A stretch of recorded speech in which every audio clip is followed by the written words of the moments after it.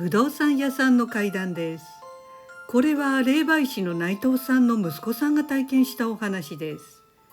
息子さんの徹さんはやはり霊感が小さい頃から強かったそうです。あまりに強すぎたので、内藤さんの先生である僧侶の方に一時期霊感を弱くしてもらったのですが、徹さんが年頃になり友人と心霊スポットに行くようになると、また霊感が強くなったということでした。さて、徹さんは1年ほど前、一人暮らしをすることになりました。そこで徹さんは当然霊を感じやすいので、霊媒師の内藤さんと一緒に念入りに物件探しをしたそうです。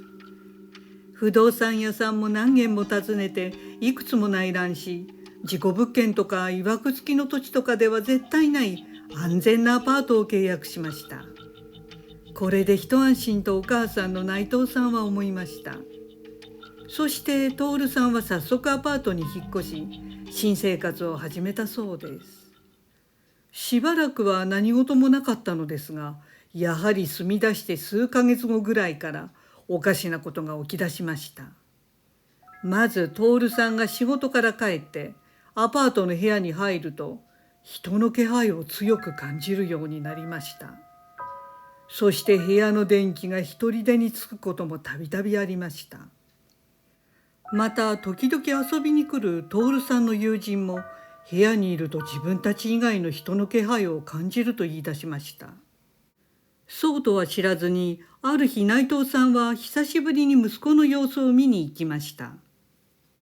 物件探しの際に見た時は清掃前だったのでいまいちでしたが、入居後に片付けた直後では気になるところは特にありませんでした。今回内藤さんがまた改めて息子さんの部屋に入ってみると、前回には感じなかったひんやりと冷たい感じがしたそうです。内藤さんはその時飼っていた小型犬を連れて行ったのですが、ワンちゃんも落ち着かない感じで、特にキッチンを嫌がって近づきませんでした。ただ徹さんに警告するような具体的な何かは見えませんでした。それから数ヶ月が過ぎた頃です。徹さんから電話があり、お母さん、やっぱりここに何かいると言ってきました。そして時々霊が自分の言葉に反応するんだよというのです。しかも徹さんが常に腕につけている数珠が頻繁に切れるのだそうです。それはまずいと内藤さんは思いましたが、徹さんの話はそれだけではありませんでした。中でも一番最悪な現象は女性の霊のことでした。ある日友人が泊まりに来て、なぜか彼が帰ったら途端に現象が始まったといいます。まず以前より頻繁に照明機器、スタンドなどが勝手についたり消えたりしました。また徹さんがゲームに夢中になっていると、その視界の隅を女の影がスーッと横切っていきました。そして夜中に目が覚めると、玄関付近にその女が立っていました。最初は驚いていましたが、こういうことに慣れている徹さんは日に日に気にならなくなり、女の存在を無視するようになりました。ところがそれからです。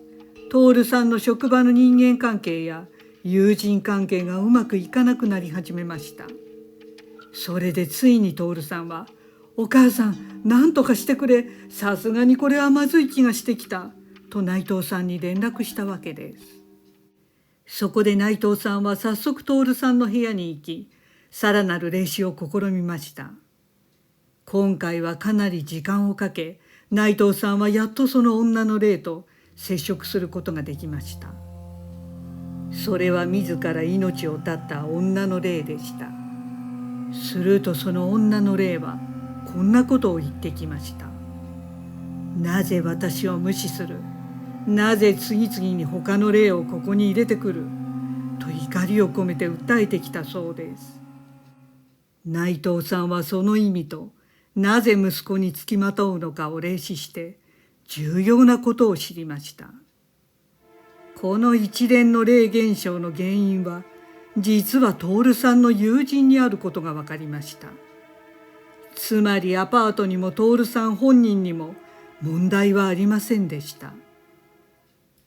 それはすべて徹さんの友人が引き金になっていたようなのです。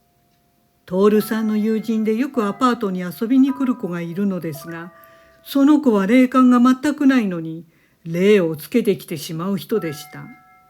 本人は見えないので自覚もなく、霊を連れてきては徹さんのアパートに置いていってしまうようなのです。それでその霊たちがいろいろな現象を引き起こしていたようでした。徹さんはまさか友人が部屋に来るたびに霊を連れてきて置いていっているとは思ってもいなかったので、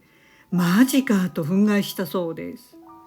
そこで内藤さんは霊が外から入ってこないようにするものを玄関に置き、すでに入ってしまった女の霊などは内藤さんが自分につけて自宅に持ち帰り成仏するよう供養したということでした。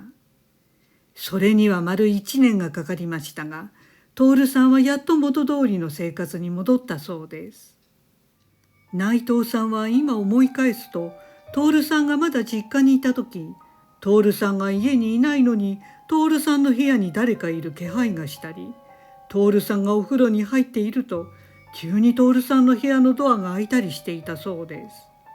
それで内藤さんが息子さんの部屋の様子を見に行くと何もないということがよくありました。でもよく考えたら徹さんはその友人とよく遊びに行っていたので、帰る時に友人についていた霊が徹さんに乗り移って家の中に一緒に入ってきていたのかもしれないと思うそうです。その友人なのですが、何も感じないのに霊に好かれる体質らしく、